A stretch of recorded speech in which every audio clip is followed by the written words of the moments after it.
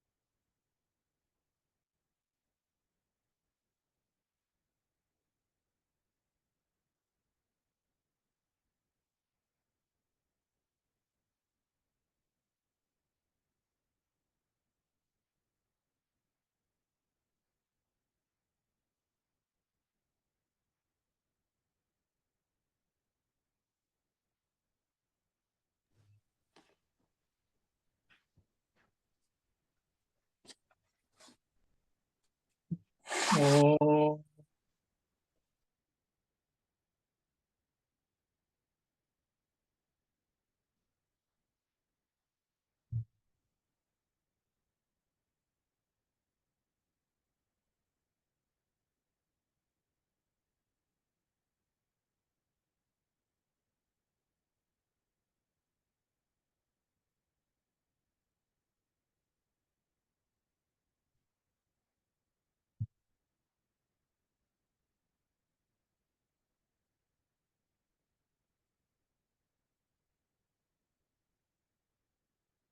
any questions from last week?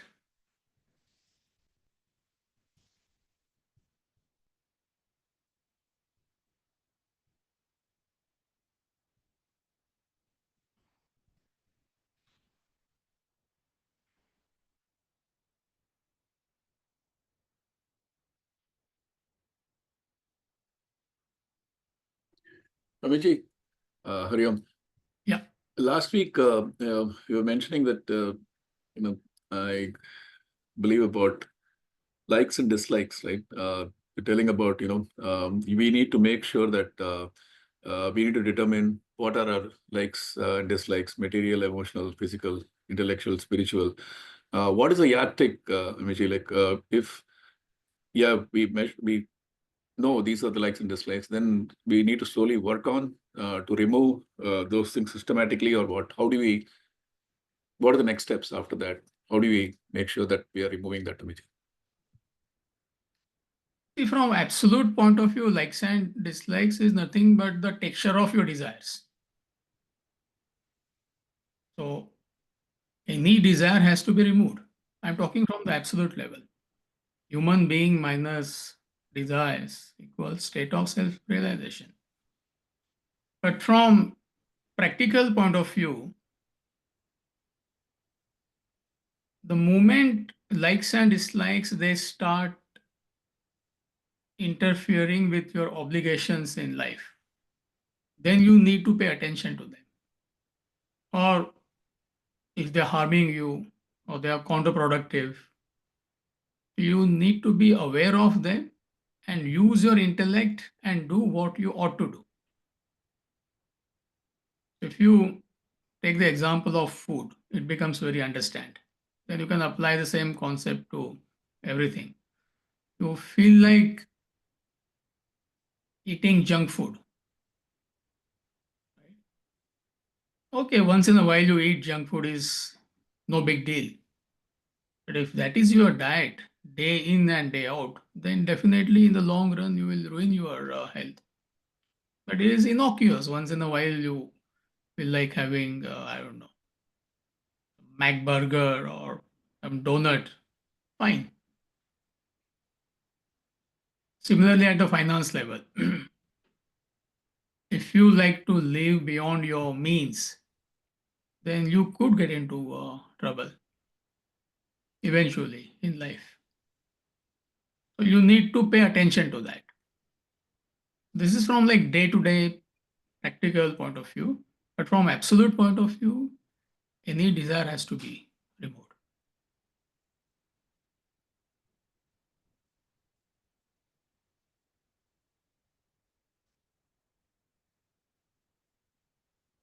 Any other question?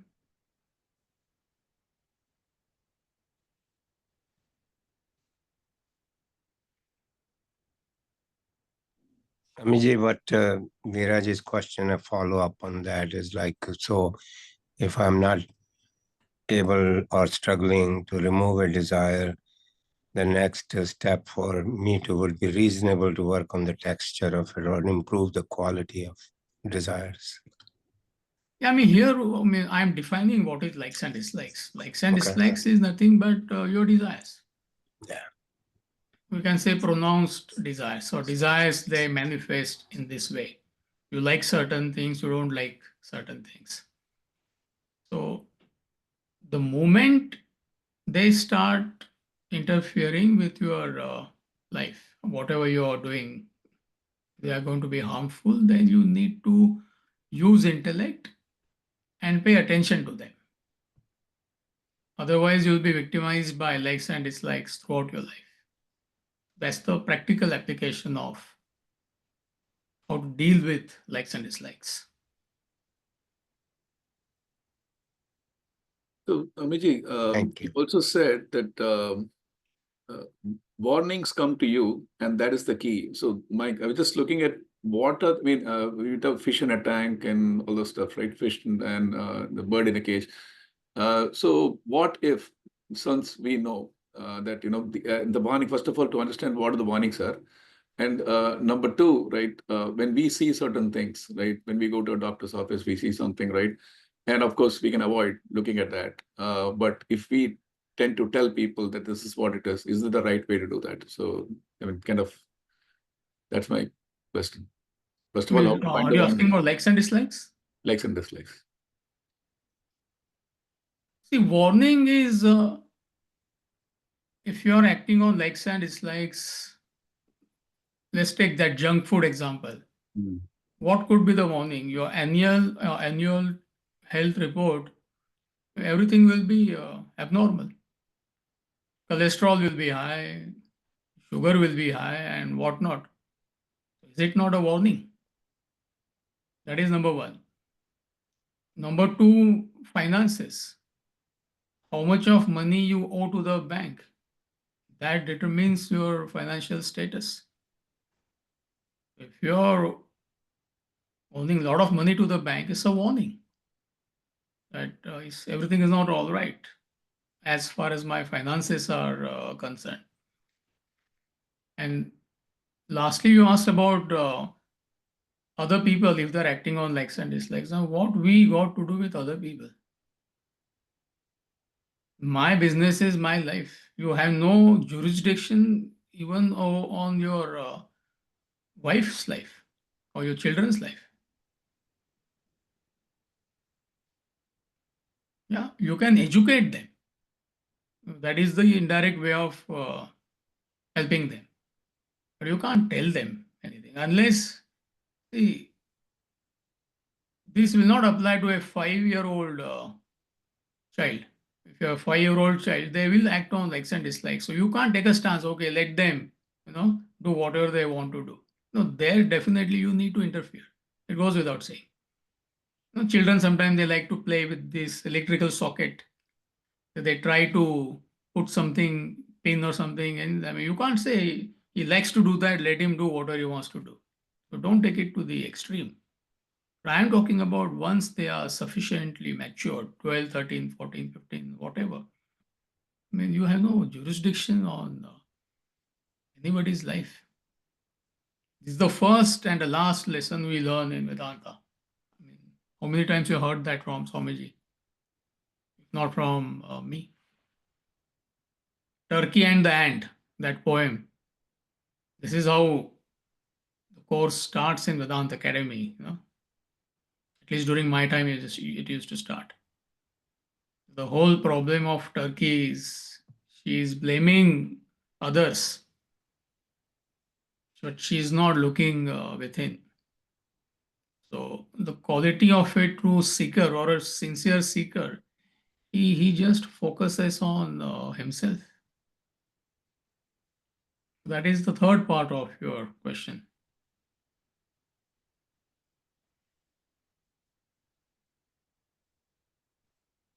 Thanks, Swamiji. Thanks. Are we okay? Yep. Group is okay? Perfect. So chapter 2 is called Born in Captivity. And there are 7 topics. Captive from birth, that is topic 1.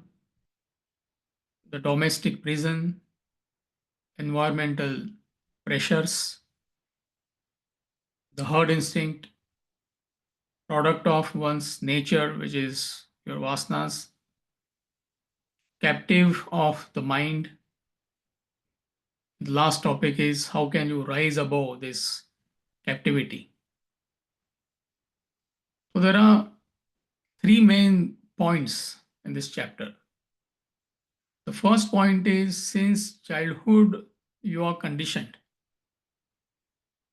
You're not free. You're conditioned by your environment, you're conditioned by tradition, customs. So by the time you are 14, 15, 17, 18, there are chances that you become a biased person. You have certain prejudices. Number one. And how this conditioning interferes with your interaction with the world. You cannot relate to other people because you believe your template of life is superior. Everybody believes that. Therefore, we find there are unnecessary conflicts and confrontations happening in the world. Each one is conditioned and each one believes he or she is right. And that conditioning is happening right from the birth. So that is second point. But the third point is as a human being, you have the capacity to come out of this conditioning. Other creatures cannot do that. Pigeon will be a pigeon. Pigeon cannot be anything other than a pigeon, isn't it? But when it comes to us, we have that capacity to question everything. We're not saying traditions, customs, they are wrong. That's not, no. You may follow them if they appeal to you, if they are based on logic and reason. But that should not prevent you from relating to other people. They may have a different template of life. So why should you object to that? That's not what is happening today. I believe my template of life is the best or superior. And that's the reason we find as a human race, we have divided ourselves into so many compartments, isn't it? And each compartment believes he is right, she is right. That's the problem. So we have this unique capacity to break all these barriers and just be what you are, just a human being, isn't it? So these are the 3 main points, and that is the analysis here. So the first topic is going to tell us that how you are captive from the very birth, how your personality gets conditioned right from the day you are born. So Raji is going to play the recording for us. Swamiji is going to read Swamiji's voice, and then we'll try to understand the main points.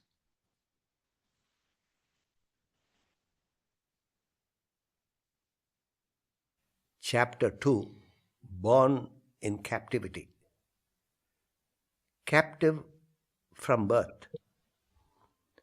Living creatures are all born literally in captivity, be they plant, animal, or human. They live through their lives in molds of their own. with little choice to free themselves from the castes into which they are born. Thus, a banyan tree is massive and widespread, while a coconut tree is slender and tall. These trees are strong and hold themselves erect, whereas creepers are weak and need external support for their growth. Similarly, animals are fixed in their particular molds. The carnivore cannot turn vegetarian, neither can the herbivore become flesh eater.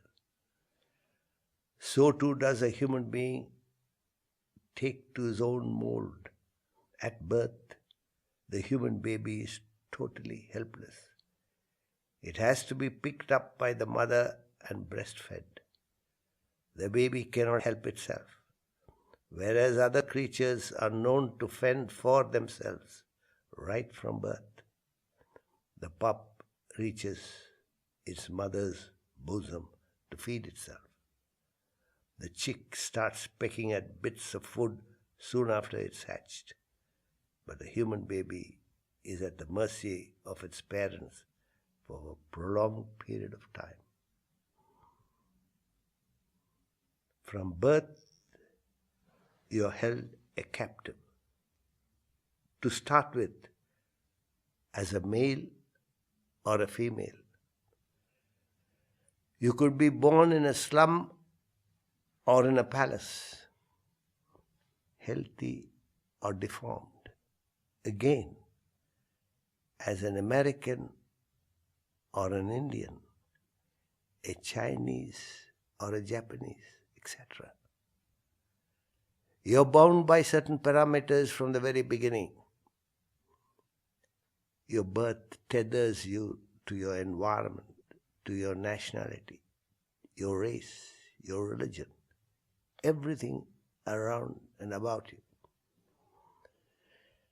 And you do not seem to realize that human beings, by and large, take to the characteristics of the environment. You are perceptibly influenced by the traits and qualities of the people around you. Their customs and manners affect your behavioral pattern. Even the climatic conditions at your place has an impact on you. The environmental pressures seem to shape your personality. You go through the span of life not realizing that you are shackled, bound by your little world. An American would be an American. So too, an Indian would be an Indian. And a Chinese, a Chinese, a Japanese, a Japanese.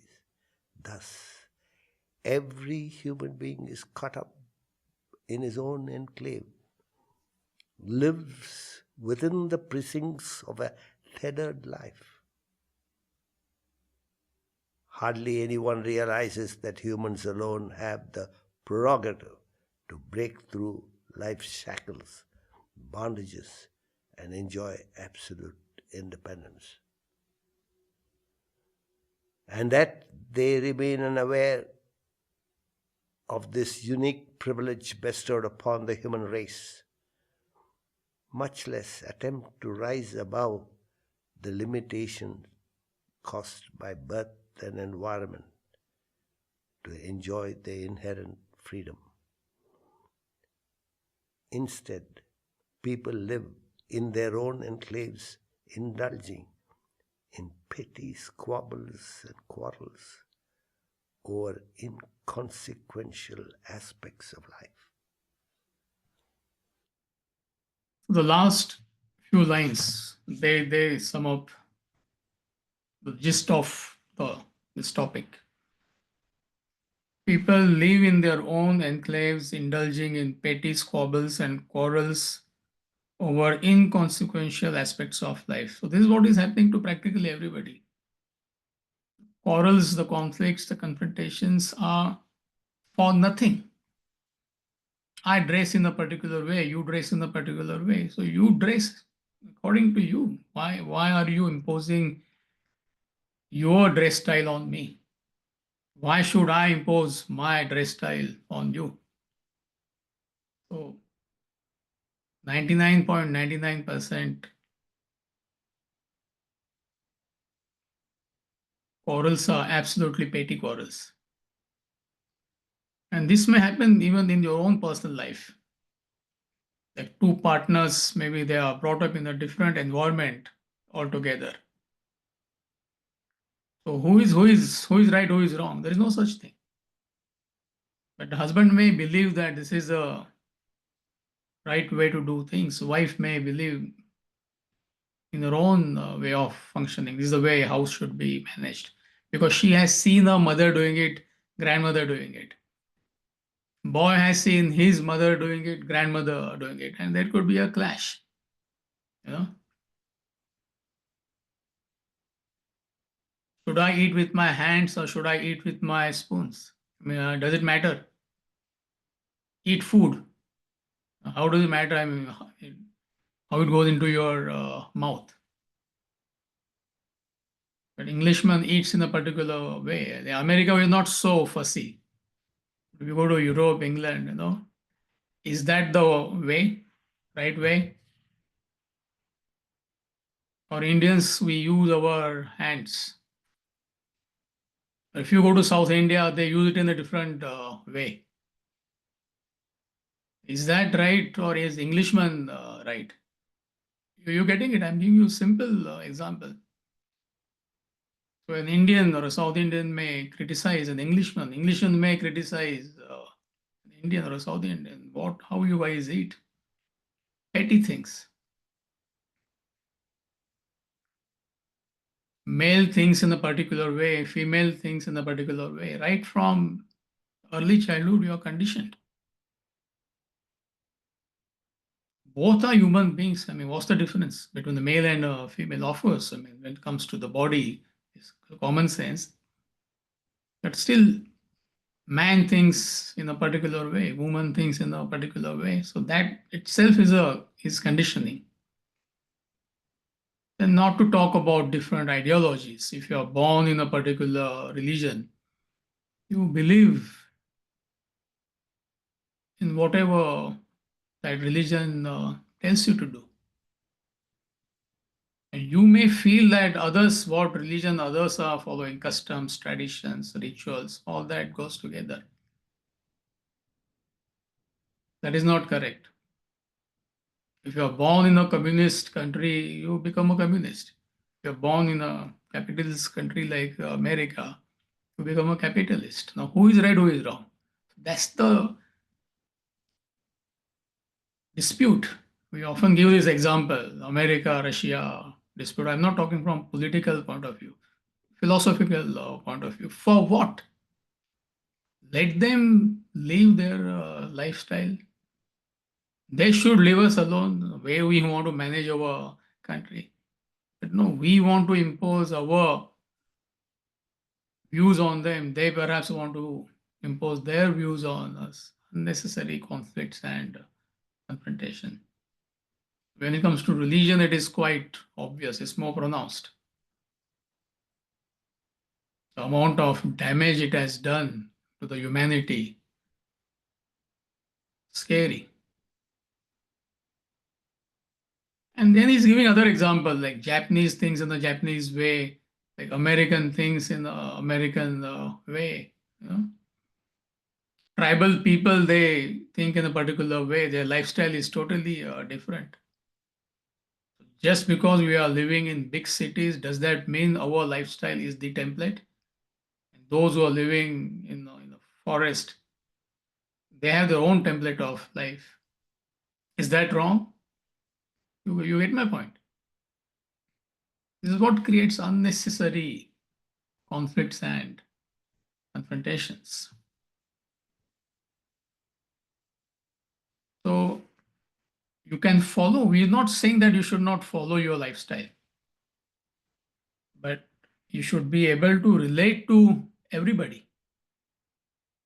That's what this knowledge gives you, that flexibility, tremendous flexibility. If you are comfortable eating with your hands, you should do that.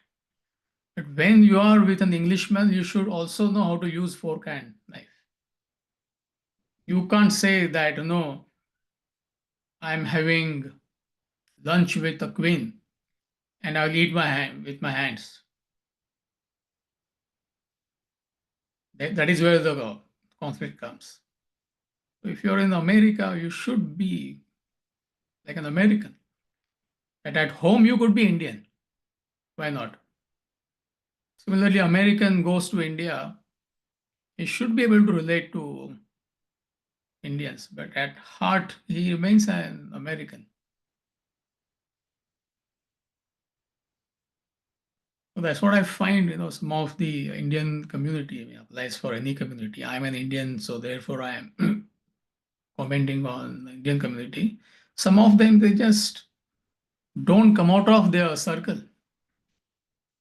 It's just they form their own associations and whatnot.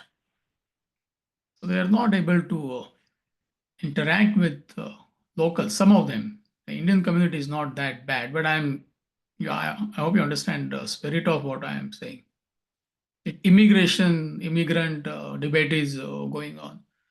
I mean, if I move to America, I have to adapt to American lifestyle. I cannot come and comment why Americans are like that. Then I should stay back in India. I have no right to come to America. Is the problem. And you're right. I mean, no local people will accept that a group of people, they are phonetically attached to their particular lifestyle. You will stick out like a sore thumb. Home, you could do whatever you want to do. Who is saying no? If I'm in a foreign country, I have to adjust myself. But why I cannot do that? Because I'm conditioned. Right from my birth, I believe that my lifestyle, my template is perfect. This is the template of life. Others should follow that. This knowledge gives you that flexibility. It breaks all barriers of custom, traditions, religion, gender, everything. So we have to understand that this has happened to all of us. Since captive, we are birth, meaning we are conditioned. And it's not easy. At least here we are discussing, trying to understand. But outside this classroom, it is impossible. So with this knowledge, you should be able to relate to others. Even if they are phonetically attached to whatever, could be beliefs, could be lifestyle, you don't criticize them. You understand that they're ignorant. You should accommodate them. Whoever has knowledge should accommodate others. That is a sign of maturity.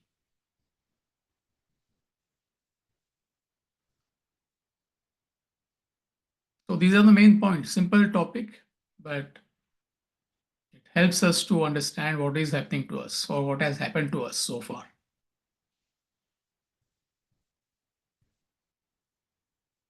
Are we okay? No doubts? Michi, one quick thing. You just said we should accommodate others. To what extent can we go, Amici? Yes, we can tolerate, accommodate, correct? But we should use our intellect, right? That we can draw a line somewhere where we can't. See, it is, I mean, you have to use your sense of proportion. It is as simple as that. There is no hard and fast answer to that. If you invite me to your place, just for an example, right? And I like, let's say, North Indian food, like chole bhature and something like that. I like. So you make it for me. So you need to change your diet for me.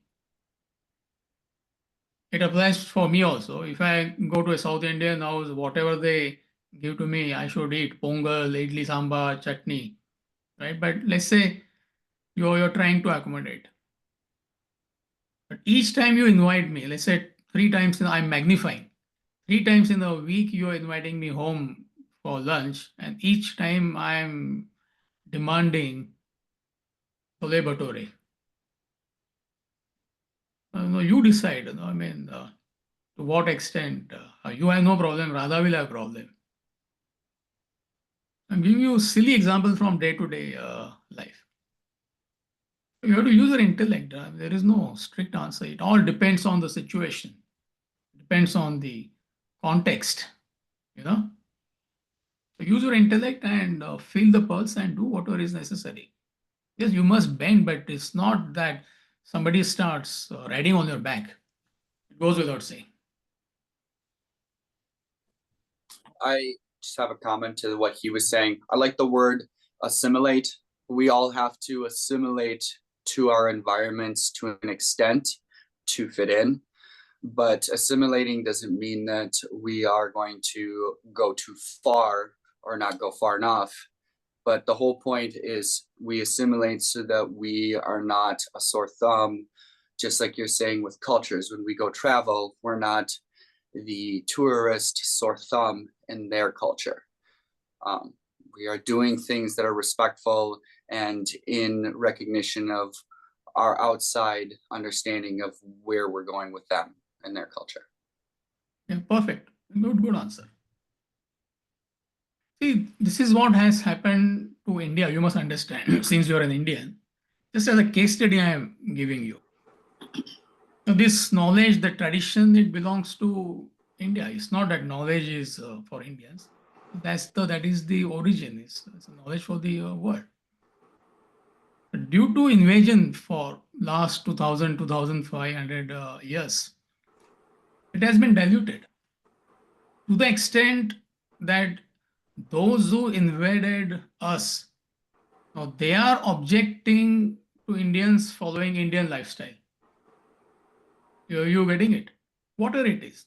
Traditionally, we were vegetarian. I'm not saying which is right, which is wrong, particular lifestyle. But those who invaded us and we accommodated them, now they are imposing their lifestyle on us so much so that you can't follow this. It's becoming difficult. Are you getting it? So then, Veera, that is where you draw the line. Enough is enough. Yes, you are flexible, you try to be forgiving, but to what extent? What extent? Same thing is happening to America. Yes, we are willing to accommodate immigrants and their particular lifestyle, but how long can you tolerate? If they are not willing to assimilate, there is bound to be confrontation. So for that, you need this knowledge. So it's a good analysis. I don't know what is the name, just shows AJ. It would be Alex. Yeah, Alex. So you have to assimilate. So are you okay, Veera? Captivity. Group is okay?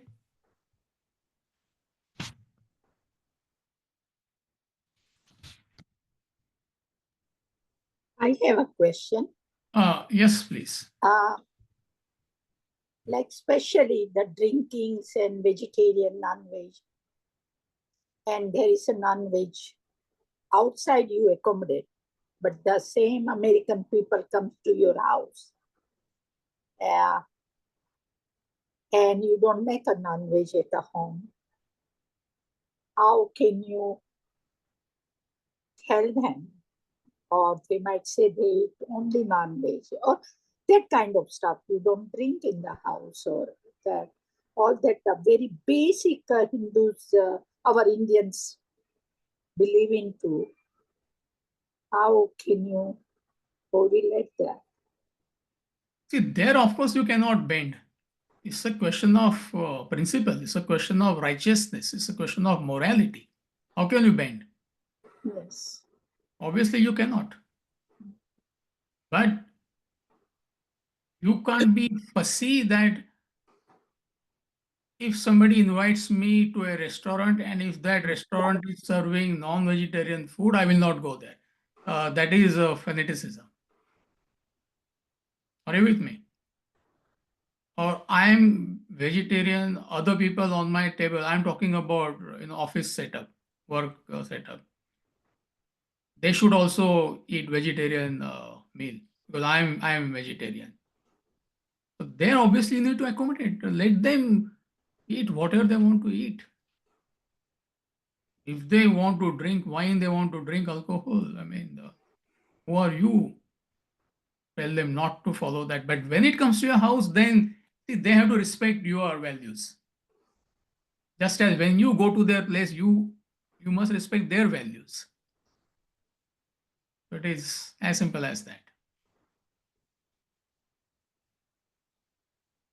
Are you clear, Deepaji?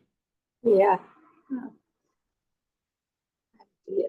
But I wanted to tell one thing. It is not related. Like in my office, the girls, they all were American, but they all were vegetarian, since I believe in vegetarianism.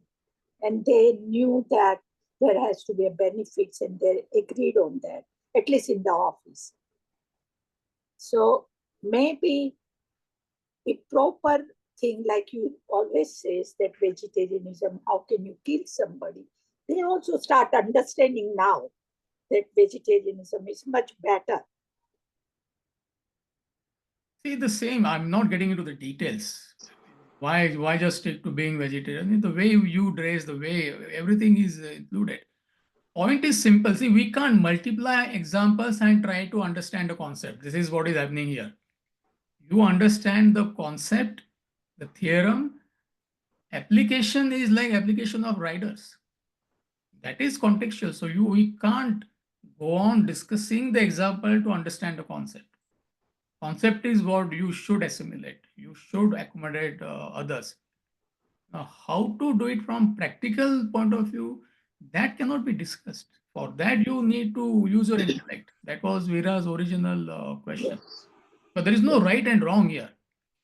There are no do's and don'ts. So you use your sense of proportion. But when it comes to, since you asked the question, additional point I'm giving you, when it comes to question of principles, you can't sacrifice. The principles which are based on high moral values, there you cannot sacrifice. There you cannot compromise. As far as you are concerned, nobody can impose their lifestyle on you. But when you interact with them, you should have flexibility to interact with anybody. That's the point here. Are you with me? Yeah, I understood. Principle should not be changed.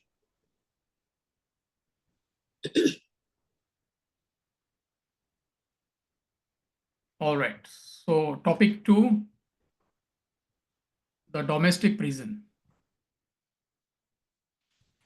So you read the first paragraph. The domestic prison. Children from birth to around 12 years are virtually captives in their own home. The parents control them entirely. Every child is on a leash. It is told what to do and what not to do, what to eat or what not to eat, what clothes to wear and what not. Every step of its life is directed, controlled. Their control seems quite legitimate, as children lack the intellect to fend for themselves. But the problem arises when parents and guardians exceed the limit in using their power to govern their children. A common weakness among people is to use their power freely. One needs strength of character to have all the power and not use it unless essential to do so. But the world lacks this character, and parents abuse their privilege by exercising the power freely upon their children. As a result, the present domestic scenario has reached a ridiculous state. Imagine the police being summoned to control and punish parents for turning violent to their own children. Chapter 2, Born Here's a parable. Perfect. So there are 2 or 3 main points here. So follow it very carefully. The first point is children, they need to be monitored up to the age of 10, 12, 13. Yes, though parents, they are controlling them, but children need to be controlled. You can't let child decide what to do, what not to do. I'm talking about 5, 6, 7, 8 year old child, because there is no intellect. Intellect starts manifesting only after the age of 11, 12, 13. You can clearly see that. After that age, they are reasoning, they are questioning. So children, they need to be monitored. There is no doubt about that. But when parents, they go out of their way, the problem starts. See, meaning they become too controlling. Are you following? Literally, children could be like prisoners in your own house. Do this, don't do that. Do this, don't do that. Very dictatorial kind of attitude of parents. So that is where the problem starts. Because they are misusing their authority. Number one. And even after children, they grow, good many parents, they don't let go. They have a tendency to manage their life or control their life. It's quite common in Indian families. I don't know about American families, what is happening, but I'm sure it must be happening with some families. But Indian families, it is quite common. The boy or a girl is in his 20s, 30s, and parents are managing minutely all aspects of their life. So as a result, their personality does not blossom. They become dependent on their parents. They cannot take any decisions. In fact, you are making them weak. Once they are 17, 18, 19, you have to let go. If they need your guidance, they need inputs, then you are available. Most parents, good many parents, I would say, they start micromanaging their children. So the children, they become like creepers. Creeper cannot sustain on its own. It needs another tree to survive. I've seen boy or a girl in his 20s, late 20s, 30s. Mother is telling him or her what to have for breakfast. I don't know how many Americans can relate to what I'm saying, but in Indian, a lot of Indian parents here, they will not comment. They're quiet now. Somewhere he has gone to New York or like, on the West Coast. So how old is my baby? Baby is 38-year-old now. Mother is calling and did you have breakfast? Why did you have this? Why did you have that? I think I've given this example. One boy from Bombay, he went to Europe for a vacation, 3 or 4 weeks. It happened 5, 6 years back. That boy, that time when he went to Europe, he was 52 years old. And his mother is calling all the hotels wherever he went and telling the chef, this is what he likes, this is what you should prepare for breakfast. Can you imagine? 52-year-old baby. He calls him baby. So that's the point here. Yes, still that baby was actual baby. Definitely parents, they have to monitor, but at the age of 52, parents are not willing to let go. No wonder some children, they remain weak the entire life. Yeah, I mean, I know there are many families, I mean, by the time they were 21, 22, 23, I mean, they were capable of raising their own family. They had that kind of maturity. But they are not doing that to their children. Child could be 28, 29, but a mental growth is of a 11 or 12-year-old child. Are you with me? So when it becomes pronounced, the problem starts. So it's like you are living in a prison. Your parents are telling you what to do, what not to do. You cannot manage your own life. You can't take your own decisions. And when it is extreme, then it is called as harassment. Therefore, he gives that example. I mean, there are cases where children they literally had to seek neighbors' help, or maybe they had to call the police. Too much of controlling. But these are extreme examples, but they do happen. So that's what he's going to tell us now. Example that yes, you have a power as a parent, but you should never use that power, misuse that power. In fact, the greatness of a human being lies in having the power and not using it. Understood? Misusing it. So he's going to give that example. It's a famous story from Puranas. Intentionally, he's giving these stories once in a while. I think last chapter he discussed that that prince story that is from Puranas. So these stories are funny stories, but the moral of the story is important. So what is the moral of the story? The greatness of a human being lies in having a power and not misusing that power.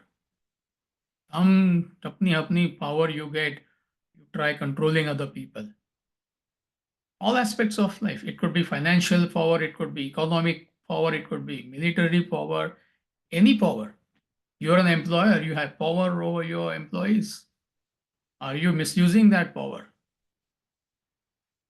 You're driving on the road, somebody cuts you off. Yes, obviously, what he has done is not correct. But then you had that power at that time to scream at him or her. The greatness lies in forgiving, unless something crazy is happening. Your partner does something wrong, you have a power of either pouncing on him like a tiger or a tigress or forgiving him or her up to a point. We can go on multiplying the examples. So it's a very fascinating concept. The greatness, who is a great human being, who has a power and who is not misusing that power. So he gives that's the gist of the story. And then he gives example of the famous boxer Muhammad Ali. It's a real life example. Some tiny fellow picked up a fight with him in a mall in America, pushing him. It was captured on the video. Muhammad Ali kept on saying, I'm sorry, I'm sorry. When he was heavyweight boxing champion of the world, not Muhammad Ali in his 70s. When he was boxing champion of the world, tiny fellow is picking up fight with him. That's the greatness of any human being. Now, not to misuse your power. So that's the example all about. So can you please play that?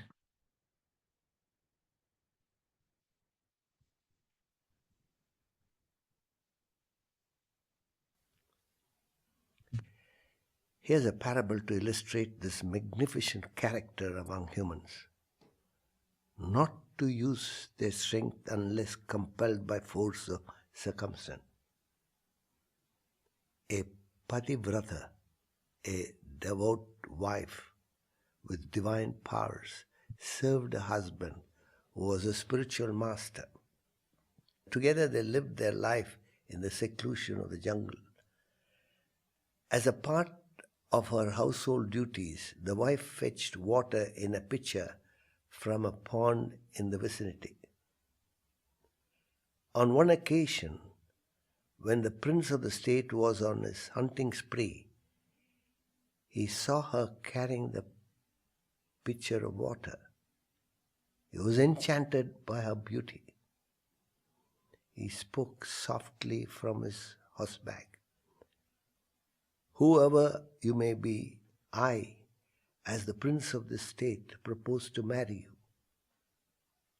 The noble lady did not look at him as she politely answered, I am married already. What of it? Replied the prince. If you marry me, you would become the queen of the state. The gentle lady would not speak any more as she walked away. The prince had never taken a refusal in his life, so he dismounted from his horse and followed her, pleading her consent. The lady dropped the pitcher and started running away from him. The prince had no intent to harm her, but was desperate to marry her. So he continued following her. Thus the two ran and ran until the lady swooned and lay on the ground.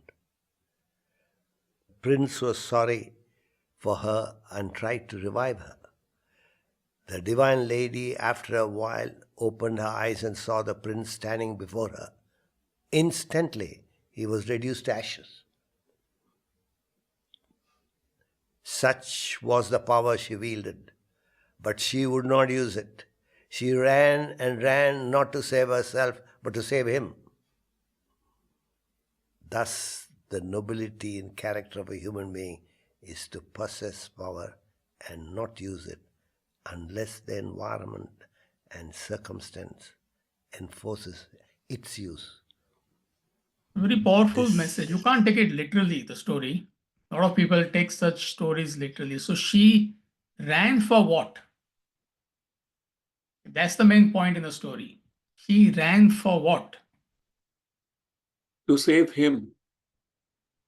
To save him, not her. She had all the power. To save him, she ran. So that's the main message here. So if you have that power, but you don't use it, misuse it. It kind of just shows you too within that story how the prince king can show a whole exterior of power, but all of that is no good when it came to her. Yeah, that also is there. Absolutely. That's the real character, not enamored by all that glitz and glamour. That also is there from that story. Definitely. The main message is like she ran to save him, not her. She did not want to use her power. But unfortunately, she had to use it in the end. That's the moral of the story. That's the message, Yesterday, some of us went for the musical, Broadway musical, Les Miserables. So we often talk about it in our lectures. In Vedanta Academy, we also watch a movie and we have discussion on that movie. What are the main points? So this point fits in there, having the power and not misusing it. That when John Valjean, the convict, he steals the expensive silverware from the priest's house, Monsieur Benevu's house, and the police bring him back. They catch him running with the expensive silverware. So the priest had all the power to tell the police, yes, he has stolen it. Arrest him. He did not use that power. In fact, he used that his power even over police to forgive John Valjean. And he told him, son, remember, life is to give, not to take. And that message transformed his entire life. John Valjean. That's the gist of that great novel by Victor Hugo. You all know that. Yesterday, some of us went for that musical, in Detroit. It's a masterpiece. I think some of you must have seen that. He had all that power, the priest, but he used his power to forgive John Valjean. And he was a transformed man after that. And then he gives example of Muhammad Ali, which I already discussed. So let's find out what Swamiji is saying.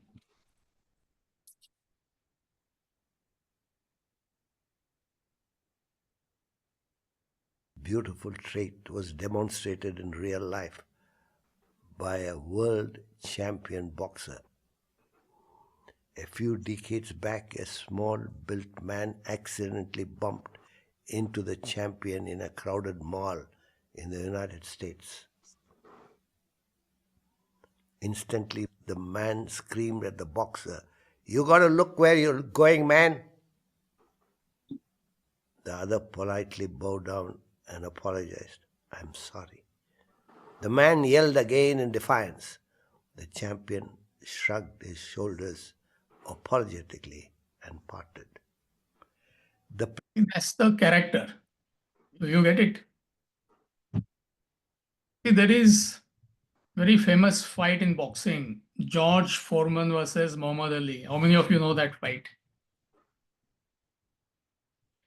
I think it was a fight of a century. George Foreman versus both were heavyweight boxing champions, and they were legends.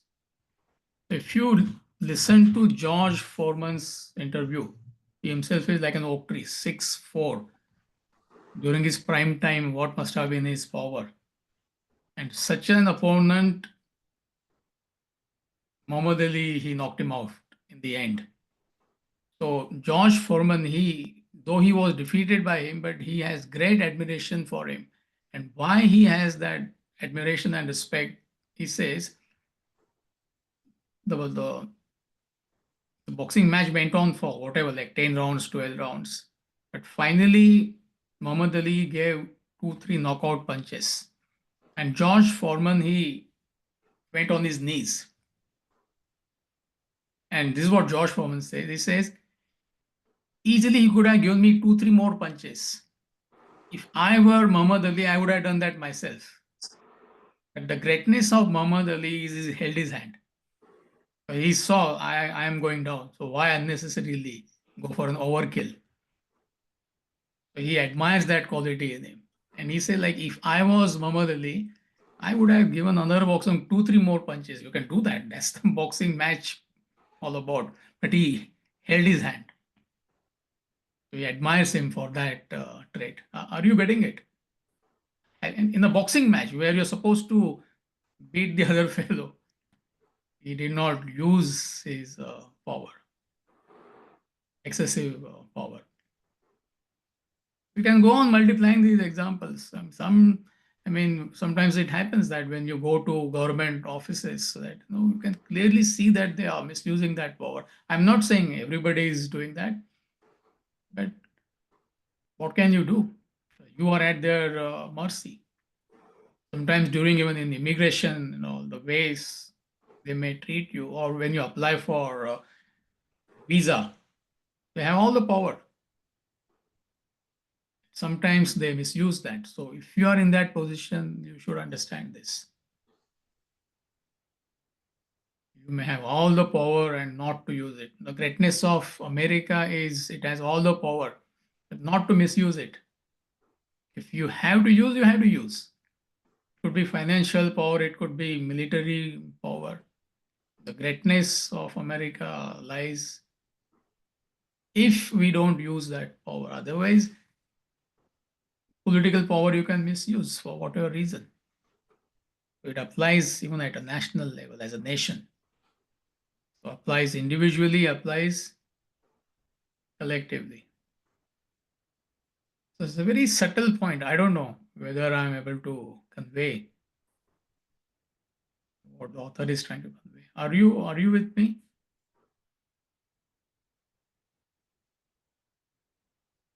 I think we discussed enough examples, but day-to-day examples, they matter to us. When somebody makes a mistake, how you react to that. If you have to correct situation, then obviously you have to correct. It's not that you are passive, especially when somebody is at your mercy. Are you willing to forgive him or her, or use that power to crush him down completely? It could be your own spouse. He or she screams at you for no reason. You're innocent. Unnecessarily comes home or she comes home and creates a scene. For what? What did I do? Nothing. You have that power to yell back at him. What nonsense you are doing? What did I do? or you let it go. You understand that he is disturbed, she is maybe not in a good mood today. That is your greatness. You yell back, what? Every dog is yelling at another dog. What's the big deal about that? As a human being, you have that capacity not to get into altercations, unnecessary altercations in life, isn't it?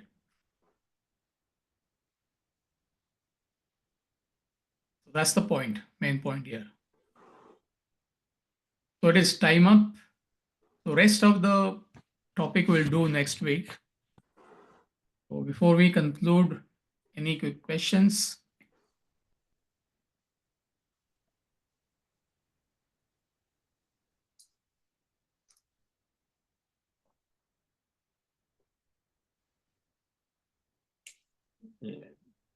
All good?